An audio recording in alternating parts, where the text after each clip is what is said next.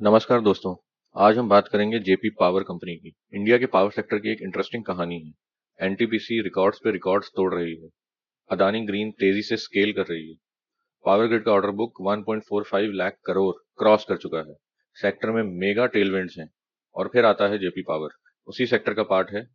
पर recent Q4 result देखें तो नेट लॉस 13.37 करोड़ हो गया है। स्टॉक लगभग 27 रुपए से 19 रुपए तक गिर चुका है। तो एक ही सेक्टर है, लेकिन कहानियां बिल्कुल अलग है। Q4 लॉस ने मार्केट को शॉक किया। इंस्टीट्यूशंस ने सेलिंग करी है, नेगेटिव हेडलाइंस आई। Q4 लॉस एक्चुअली में हुआ क्यों? क्या अदानी ग्रुप ने कुछ ऐसा किया जो इस कंपनी की ट्रेजेक्टरी बदल सकता है? ये कॉम्प्लिकेटेड स्टोरी है। आज क्लियरली इसको हम एक्सप्लेन करते हैं। Let's first discuss how thermal and hydro power plants make money. Thermal और हाइड्रो पावर कंपनीज एक relatively simple business model follow करते हैं, लेकिन एक इंपॉर्टेंट न्यूएंस के साथ। रेवेन्यूज दो पार्ट्स में आती हैं। पहला होता है फिक्स चार्जेस, जो कि कैपेसिटी चार्जेस के अंडर आता है। प्लांट्स रेडी रखने का फिक्स्ड पेमेंट, चाहे बिजली बने या ना बने। अगर प्लांट अवेलेबल है तो स्टेट डिस्कॉम को एक फिक्स्ड मंथली इनकम चार्ज पे करना पड़ता है जेपी पावर को। दूसरा, energy charges, actual electricity generate करने का पर यूनिट पेमेंट, तो उसको बोलते हैं एनर्जी चार्जेस, जो कि वेरिएबल होते हैं। जितनी बिजली जनरेट होगी उसका पर यूनिट के हिसाब से पेमेंट होगा। और ये सब जो रेवेन्यू मॉडल है, ये एक एग्रीमेंट के अंदर सेट होता है, जिसे बोलते हैं पीपीए कॉन्ट्रैक्ट। पीपीए एक लॉन्ग टर्म कॉन्ट्रैक्ट है बिटवीन एक पावर जनरेटर और एक इलेक्ट्रिसिटी बायर। जैसे कि पावर जनरेटर यहाँ पे जेपी पावर हो गया और इलेक्ट्रिसिटी बायर जो है वो एक स्टेट की डिस्कॉम कंपनी हो गई। इन दोनों के बीच में ये एग्रीमेंट फिक्स रहता है कि कितनी बिजली देनी है, कितने रेट पर देनी है, कितने साल के लिए देनी है, फ्यूल इनपुट क्या रहेगा। सो पीपीएस पावर कंपनीज को एक रेवेन्यू प्रेडिक्टेबिलिटी दे देते हैं। लेकिन इनकी फिक्स नेचर का मतलब है कि इनपुट कॉस्ट इन्फ्लेशन, कोल प्राइसेस इंक्रीज कर जाएं, लॉजिस्टिक के प्राइस इंक्रीज कर जाएं, तो जो मार्जिन है वो डायरेक्टली स्क्वीज हो जाता है।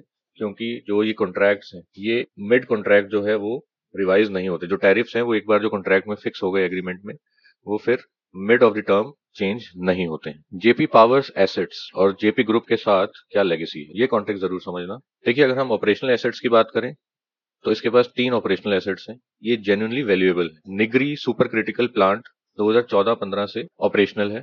सुपर क्रिटिकल टेक्नोलॉजी मतलब बेटर फ्यूल एफिशिएंसी और lower emissions than older plants. दूसरा प्लांट है बीना प्लांट, जो 2012-13 से चल रहा है। तीसरा प्लांट है विष्णु प्रयाग हाइड्रो प्लांट, ये 2007 से ऑपरेशनल है। Run of river project, virtually zero fuel cost और क्लीन एनर्जी। तो यहाँ पे इन तीन ऑपरेशनल एसेट्स का की पॉइंट जो देखने वाला है वो क्या है कि फाइनेंशियल ईयर 26 में कंपनी ने 5,000 करोड़ का स्टैंड लोन रेवेन्यू जनरेट किया। इसका मतलब ये एसेट्स जो हैं ये रियल एसेट्स हैं, रियल कैश जनरेट करते हैं। और अगर आप 5 साल की सेल भी देखेंगे तो वो 11% कैगर पर है। स्लो है लेकिन स्टेबल है। अब अगर थोड़ी हिस्ट्री की बात कर लें, डेट हिस्ट्री की, जेपी पावर का full story Jaiprakash Associates Limited JAL के बिना नहीं समझ आता। JAL जेपी ग्रुप की फ्लैगशिप कंपनी है। JAL के पास cement, power, real estate, hotels, construction business ये सब थे। लेकिन लेट 2000 की बात करें तो उसमें मैसिव डेट एक्यूमुलेशन हुई और 2024 में JAL NCLT के under corporate insolvency resolution process में चली गई, मतलब काइंड ऑफ बैंकरप्ट हो गई। अब जेपी पावर जो है वो एक अलग लिस्टेड कंपनी है, लेकिन JAL 24% जेपी पावर होल्ड करती है। और JAL का जो इंसॉल्वेंसी था वो डायरेक्टली जेपी पावर के ओनरशिप स्ट्रक्चर को अफेक्ट करता है। क्यू फॉर लॉस, देखिए Q for loss operational failure नहीं था, एक टैक्स टाइमिंग की प्रॉब्लम थी। Q for pre tax profit approximately 1.98 crore हुआ, नियर ब्रेक इवन, लेकिन फिर भी पॉजिटिव था। टैक्स एक्सपेंस जो आया वो 15 करोड़ का था at an effective tax rate of 775.25। This is the punchline. ये एबरेंट टैक्स चार्ज ने pre tax near break even को 13.37 करोड़ नेट लॉस में कन्वर्ट कर दिया। कहने का मतलब जहां पे प्रॉफिट हो रहा था लगभग 2 करोड़ का, वो लॉस में कन्वर्ट हो गया लगभग 13 करोड़ का। ऑपरेटिंग प्रॉफिट डैमेज था, मार्जिन कंप्रेशन रियल थे, लेकिन कंप्लीट ऑपरेशनल फेलियर बोलना ये इनकरेक्ट है। जेपी पावर ने Q4 फाइनेंशियल ईयर 22 में भी सिर्फ 2.27 करोड़ लॉस रिपोर्ट किया था डिस्पाइट मच हायर रेवेन्यू, और सेम चीज अब ये Q4 में हुई है। तो ये Q4 tax timing issue possibly एक recurring accounting pattern. What actually happened, operational level पर स्टोरी न्यूएंस्ड है। रेवेन्यू 1470 करोड़ था Q4 में, approximately 21% quarter on quarter growth, ये जेन्युइनली पॉजिटिव है। लेकिन एक्सपेंसेस अप्रोक्सीमेटली 25% बढ़ गए, फास्टर देन रेवेन्यू। तो रेवेन्यू 21% बढ़ा और एक्सपेंसेस 25% बढ़ गए। इस वजह से मार्जिन जो है वो कंप्रेस हो गए। अब एक्सपेंसेस क्यों बढ़े? देखिए, थर्मल पावर प्लांट्स में cost drivers typically coal prices होते हैं, coal logistics, plant maintenance, one time repair और इम्पेयरमेंट चार्जेस, ये सब चीजें जो है ये कॉस्ट ड्राइवर्स होते हैं। मैनेजमेंट कमेंट्री अभी तक फुली पब्लिक नहीं है, स्पेसिफिक कॉस्ट स्पाइक का रीजन इसलिए क्लियर नहीं। ये मॉनिटरिंग पॉइंट है जिसे इन्वेस्टर्स को Q1 financial year 27 earnings call में क्लियरली फॉलो करना चाहिए। Net profit margin financial year 26 की अगर बात करें पूरे साल की, तो नेट प्रॉफिट मार्जिन इनका 441 करोड़ का रहा है, मतलब फुल ईयर प्रॉफिटेबल था। लेकिन Q4 जो है वो लॉस में चला गया, तो वो एक आउटलायर बोलेंगे, ट्रेंड नहीं बोलेंगे। अगर फाइनेंशियल ईयर 26 को फाइनेंशियल ईयर 25 से कंपेयर करें तो कंपनी को कम प्रॉफिट हुआ है। फाइनेंशियल ईयर 25 में 810 करोड़ के आसपास का प्रॉफिट था और फाइनेंशियल ईयर 26 में मैंने बताया आपको 441 करोड़ का प्रॉफिट। तो कम प्रॉफिट है लेकिन क्लियरली प्रॉफिटेबल। Q4 लॉस एक क्वार्टरली आउटलायर है फुल ईयर प्रॉफिटेबल कंपनी में। ये कॉन्टेक्स्ट इन्वेस्टर्स के लिए fundamental. JAL resolution and what it means. देखिए, JAL जो कंपनी है जिसके पास जेपी पावर का 24% स्टेक है, it has been undergoing insolvency process. कब से? Since June 2000। In the resolution option, Adani Enterprises submitted the winning bid and received a letter of intent from the resolution professional on November 19, 2025। तो 19 नवंबर 2025 को अदानी को एक letter of intent मिल गया with 89% creditor vote banking. उसके बाद मई 27, 2026 को Adani Power formally disclosed a pledge on JP Power shares. तो JP power के जो जितने भी शेयर्स थे उसको अदानी पावर ने प्लेज कर लिया। This is a regulatory SEBI disclosure. Additionally, 3 executive directors, including the CEO and 2 independent directors at JP Power, have resigned post resolution plan। तो जब से ये अदानी और JL का रेजोल्यूशन हुआ है उसके बाद से JP पावर के 3 बड़े लोगों ने रिजाइन कर दिया, एक CEO और 2 इंडिपेंडेंट डायरेक्टर्स। तो ये है अब तक की स्टोरी। लेकिन अभी ये ओनरशिप जो है ये अभी ट्रांजिशन प्रोसेस में है, अंडर प्रोग्रेस है। फॉर्मल अप्रूवल जो है वो अभी पेंडिंग है। What the Adani entry means, 3 main scenarios हैं।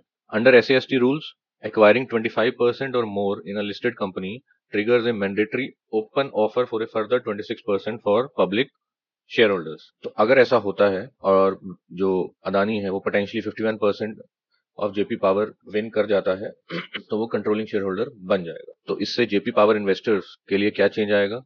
तो अगर अदानी ओपन ऑफर करता है तो एग्जिस्टिंग शेयर होल्डर्स को एक स्पेसिफिक फ्लोर प्राइस पर शेयर्स टेंडर करने का ऑप्शन मिलता है। तो ये एक पोटेंशियल एग्जिट मैकेनिज्म क्रिएट कर देगा शेयर होल्डर्स के लिए। This is why stocks often rally when takeover news emerge, but this also changes the risk reward calculation. Adding the Adani context changes that significantly।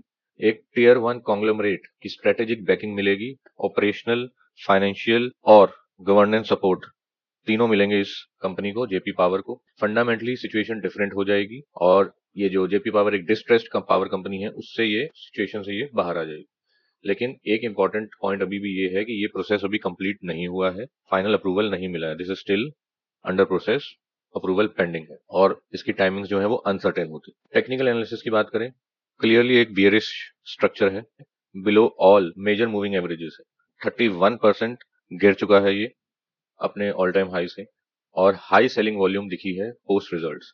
ये सब facts हैं, लेकिन context मैं यहाँ पे फिर से ऐड करना चाहूंगा। Q4 रिजल्ट्स के बाद स्टॉक 18 से 19 रेंज में था। 2 जून के बाद अदानी रेजोल्यूशंस की न्यूज जब पिक हुई तो स्टॉक ने 18 से 20% का जंप किया और लगभग 22-23 रुपए के आसपास आ गया था। ये सजेस्ट करता है कि 18-19 लेवल मार्केट ने as maximum fear zone treat कर लिया है। तो सपोर्ट की बात करें तो 18.50 इसका सपोर्ट 1 है। इमीडिएट क्रिटिकल लेवल, अगर ये डेली क्लोज पे ब्रेक हो तो नेक्स्ट मेजर सपोर्ट फिर 52 वीक लो पे चला जाएगा जो कि था 13 पॉइंट। रेजिस्टेंस की बात करें तो रेजिस्टेंस आ गया है 21.70 से 22.80। फॉर्मर सपोर्ट जो था वो अब रेजिस्टेंस बन गया है। Stock needs to reclaim this convincingly for short term bullish structure to return. Approach क्या रहनी चाहिए तीनों टाइम हॉरिजॉन्स के लिए? Let us check it. पहला है स्विंग ट्रेडिंग, 1 से 4 हफ्ते के लिए जो करते हैं। Swing trading is completely dependent on event driven, यहाँ पे कोई मोमेंटम नहीं। Post Adani news stock has already bounced. New swing entries at ₹19 is no longer available. अगर स्टॉक 18.5 पर वापस आता है on any Adani news pause तब ये पोटेंशियल री एंट्री जोन है for event driven traders only. तो मैं बार बार बोल रहा हूँ, जो इवेंट ड्रिवन ट्रेडर्स नहीं है, जो न्यूज को डेली बेसिस पर ट्रैक नहीं करते, they should avoid swing trading in JP power. Target 18.5 से 19.5 रहेगा, ओनली ऑन पुल बैक्स, अगर अदानी न्यूज पॉज होती है तो। रेजिस्टेंस लेवल जो था वो आपका टारगेट रहेगा, मतलब 21.70 से लेके 22.80 के बीच में। स्टॉप लॉस लगाना बहुत जरूरी है, तो आपका स्ट्रिक्ट स्टॉप लॉस होगा 17.80 डेली क्लोज पे। Below this, Q4 loss narrative dominates and Adani timeline concerns intensify। ठीक है, तो इससे नीचे आया तो मतलब अदानी की न्यूज फिर से शेडो हो जाएगी और Q4 लॉस जो है वो वाली जो नैरेटिव थी वो डोमिनेट हो जाएगी। रिस्क लेवल बहुत हाई है, this is event driven not momentum. ये trade Adani resolution NCLT approval मिलने तक डायरेक्शनल बेट है। इंपॉर्टेंट पॉइंट ये है कि ये सेटअप सिर्फ उन इन्वेस्टर्स के लिए है जो Adani acquisition story closely track करते हैं, उसके बिना स्विंग ट्रेड अवॉइड करो। तो शॉर्ट टर्म पोजीशंस की बात करें 3 to 6 मंथ्स, थीसिस क्या है, Adani resolution NCLT approval plus possible open offer announcement, इस सब के बीच स्टॉक री रेटिंग हो सकता है। अगर अप्रूवल की कुछ कंफर्म न्यूज आती है और अदानी ग्रुप जो है वो एक ओपन ऑफर अनाउंस करता है तो स्टॉक री रेट होगा। ठीक है, दूसरा पॉइंट है कि फुल ईयर फाइनेंशियल ईयर जो था 26 वो प्रॉफिटेबल रहा है कंपनी के लिए। Q1 फाइनेंशियल ईयर 27 में अगर Q4 टैक्स एबरेशन रिवर्स हो और नॉर्मल प्रॉफिटेबिलिटी रिटर्न करे तो सेंटिमेंट फिर से शिफ्ट हो जाएगा। तो स्ट्रेटेजी यहाँ पे यही रहेगी, होल्ड करिए या लाइट एक्यूमुलेशन करिए on dips if Adani NCLT approval is imminent, but 0% allocation if you have no position currently. Risk reward at rupees 22 levels is very less compelling. NCLT formally approving the Adani JL resolution plan will be a trigger जो इसको 24 से 25 तक लेके जा सकता है short term में। Exit signal क्या होगा, इफ एनसीएलटी रिजेक्ट्स और सिग्निफिकेंटली डिलेज अदानी प्लान, तब एग्जिट सिग्नल है, निकल लीजिए, क्योंकि स्टॉक जो है 17 से नीचे भी जा सकता है। Long term investment completely speculative है विद रियल रिस्क। अगर आप 1 से 5 साल के लिए लगाना भी चाहते हैं तो I will say this is just speculative stock, इसमें रियल रिस्क है। क्यों, if Adani acquires effective control of JP power through JL resolution plus एक ओपन ऑफर भी रख देता है, the company's financial and operational profile would materially improve over 2 to 3 years. Adani Group का track record in power sector is very relevant. But this is still speculative. क्यों, NCLT की तरफ से अभी प्लान पेंडिंग है, ओपन ऑफर पेंडिंग है, Adani operational integration कब JP power के साथ ऑपरेशन स्टार्ट होंगे वो सब अभी पेंडिंग है। Suitable for only investors who understands IBC NCLT processes and are comfortable with 1 to 2 year resolution timelines. They can hold through volatility, but don't allocate more than 1 to 2% of your portfolio because this is a speculative event bet. This stock is not for conservative investors, anyone without tracking capacity for legal or regulatory developments, or anyone who cannot tolerate a 30 to 40% drawdown. मत घुसिए इसमें। Okay, so what kind of stock is this? Is a completely event driven speculative stock. Distressed है, ownership transition जो है सब कुछ उस पर depend करता है, and it is a complete bet. 3 defining characteristics हैं। पहला है dual catalyst structure. Q4 loss was tax depreciation, not operational.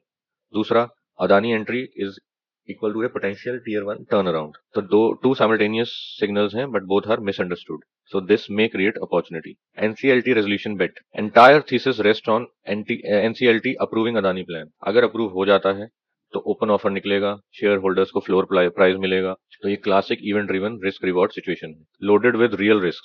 56 crore का क्लेम किया गया ऑडिटर्स के द्वारा। पिछले साल से देखें तो पैट जो है प्रॉफिट आफ्टर टैक्स वो आधा हो गया, 800 के लेवल से 400 के लेवल पे आ गया। आरओसीई बहुत ज्यादा गिर चुकी है, तो not a safe stock buy any major. So who should on this stock then? देखिए, जो इवेंट ड्रिवन स्पेकुलेटर्स हैं जो ट्रैक करते हैं न्यूज को, क्लियरली एनसीएलटी ट्रैकिंग कैपेसिटी रखते हैं, वो इसमें इन्वेस्ट कर सकते हैं अपना 1 से 2% ऑफ पोर्टफोलियो। जिन्हें आईबीसी एनसीएलटी प्रोसेस समझ में आता है, रेजोल्यूशन टाइमलाइन समझ में आती हैं, एक डिसिप्लिन है उस लेवल का, they can also think of entering in this stock. जो फंडामेंटल्स देखते हैं, क्वालिटी देखते हैं, इस स्टॉक में मत घुसिए। आरओसीई 7% के आसपास है, पैट आधा हो चुका है, ऑडिटर्स भी बहुत पैसा क्लेम कर रहे हैं, तो मत घुसिए। और जो कंजर्वेटिव हैं, इनकम इन्वेस्टर्स हैं, जो एक रेगुलर इनकम देखते हैं स्टॉक से, वो भी मत घुसिए। 30 से 40% गिरने का चांस है स्टॉक में। आपके पास और बहुत बेटर पावर सेक्टर ऑप्शन जो हैं वो अवेलेबल है। So JP power is not a simple avoid और nor a simple buy, it's an evolving ownership story with real assets, real cash flows, and real risks. Adani entry can change the calculus completely. Risks. जो चीजें वाकई ही serious हैं। पहला risk है 56,965 करोड़ का claim जो ICICI bank ने किया है। ये कंटिंजेंट लायबिलिटी है, इमीडिएटली पेएबल नहीं है, लेकिन ये जेपी पावर के एंटायर मार्केट कैप का 4 गुना है। अगर कोई भी significant portion of this claim crystallise करे, it would be devastating. This is the single most serious risk in the complete JP power story. दूसरा है ऑडिटर्स का modified opinion in financial year 26। ये मतलब है ऑडिटर्स ने कुछ स्पेसिफिक आइटम्स के बारे में अनसर्टेनिटी एक्सप्रेस की है जो अकाउंट्स में रिफ्लेक्टेड है। थर्ड रिस्क जिसका इम्पैक्ट हाई हो सकता है लेकिन प्रोबेबिलिटी मीडियम है, NCLT resolution timeline. Adani resolution plan positive है, लॉन्ग टर्म के लिए है, लेकिन प्रोसेस अनसर्टेन है। एनसीएलटी अप्रूवल पेंडिंग है, सेबी रेगुलेटरी अप्रूवल्स भी चाहिए होंगे, ओपन ऑफर प्राइस नेगोशिएशन करनी पड़ेगी। अगर एनसीएलटी ऑर्डर डिले हो गया या किसी और पार्टी ने इसको चैलेंज कर दिया तो ये 1, 1.5, 2 साल तक खिंच सकता है। स्टॉक का पॉजिटिव कैटलिस्ट ऑन पॉज रहेगा और तब तक ऑपरेटिंग चैलेंजेस चलते रहेंगे। लास्ट रिस्क जो आपको समझना चाहिए that is structural underperformance. Year sales जो है वो कैगर सिर्फ 11% है। पावर सेक्टर में इन्फ्लेशन से एडजस्टेड ये मिनिमल ग्रोथ है। कंपनी ने कंसिस्टेंटली अंडर परफॉर्म किया है अगर इसके पीयर से कंपेयर किया जाए। एनटीपीसी की बात करें तो उसका 18% कैगर था। ये स्ट्रक्चरल इशू है, जब तक मेजर कैपेक्स एक्सपेंशन नहीं होती या एक्वायर्ड एसेट्स ऐड नहीं होते अदानी के साथ। 5 things to track if you hold or are watching JP power. NCLT formal approval, तो ये न्यूज में ट्रैक करिए, एनसीएलटी के अनाउंसमेंट्स को ध्यान से देखिए कि क्या अदानी और जेएल रेजोल्यूशन प्लान को अप्रूवल मिला है या नहीं मिला है। ये क्रिटिकल टर्न अराउंड ला सकता है। दूसरा जो आईसीआईसीआई ने क्लेम किया है लगभग 57,000 करोड़ का, क्या वो मेटेरियलाइज हुआ या नहीं हुआ। मेटेरियलाइज होता है तो वो बहुत ही नुकसानदायक होगा जेपी पावर के लिए। जो टैक्स की प्रॉब्लम आई थी Q4 में, क्या वो Q1 फाइनेंशियल 27 के रिजल्ट्स में भी दिखती है या नहीं दिखती। ओपन ऑफर अदानी कब अनाउंस करता है। चलिए एक बार बैलेंस समरी देख लेते हैं। बुल केस क्या होगा। Adani enterprise formally in process of acquiring JAL 24% of JP power. 89% creditor votes already मिल गए हैं, लेटर ऑफ इंटेंट भी मिल चुका है।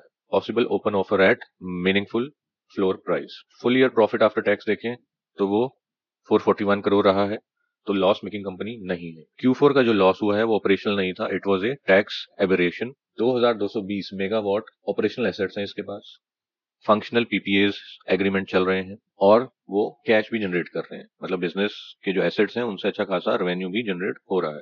अदानी की न्यूज पे स्टॉक ने 18 से 20% जंप किया था। बियर केस की बात करें तो क्या क्या प्रॉब्लम इसको और नीचे गिरा सकती हैं। 56,965 करोड़ का जो आईसीआईसीआई बैंक रिकम्पेंस क्लेम किया गया है वो एक कंटिंजेंट लायबिलिटी बन सकता है। ऑडिटर्स ने अपना जो ओपिनियन है वो मॉडिफाई किया है। फाइनेंशियल ईयर 26 का जो प्रॉफिट आफ्टर टैक्स था वो आधा हो गया फाइनेंशियल ईयर 25 से। आरओसीई जो है वो 7% के आसपास है, लेकिन वो कॉस्ट ऑफ कैपिटल से भी नीचे है। NCLT Adani approval timeline uncertainty, कब जाके उसे अप्रूवल मिलेगा। वर्स्ट केस लेके चलें तो 12 से 18 महीने तक भी ये खिंच सकता है। और एक्चुअल डाउनसाइड, अगर ये डिलेज कंफर्म होते हैं या इस प्लान को, इस ऑफर को कोई और कंपनी चैलेंज कर देती है तो स्टॉक गिर के अपने ऑल टाइम लो पे आ सकता है, मतलब 52 वीक लो पे आ सकता है 13 के लेवल पे। ऑनेस्ट कंक्लूजन अगर मैं दूं तो JP power is not the simple bearish avoid everything story, और ना ही it is a clean bull case. It is a company with genuine structural weakness navigating an ownership transition that could materially change its trajectory. Adani development open offer possibility will change the risk reward. But जो 56,000 करोड़ का recompense claim है और auditor concerns हैं वो genuinely alarming है। तो इसको आप वॉच लिस्ट में रखिए। स्पेक्युलेटिव इन्वेस्टर्स जो हैं वो 1 से 2% लगा सकते हैं। ये एक एजुकेशनल एनालिसिस है, फाइनेंशियल एडवाइस नहीं है। अपना रिसर्च करो, सेबी रजिस्टर्ड एडवाइजर से कंसल्ट करो कोई भी पोजीशन लेने से पहले। मिलते हैं नेक्स्ट वीडियो में।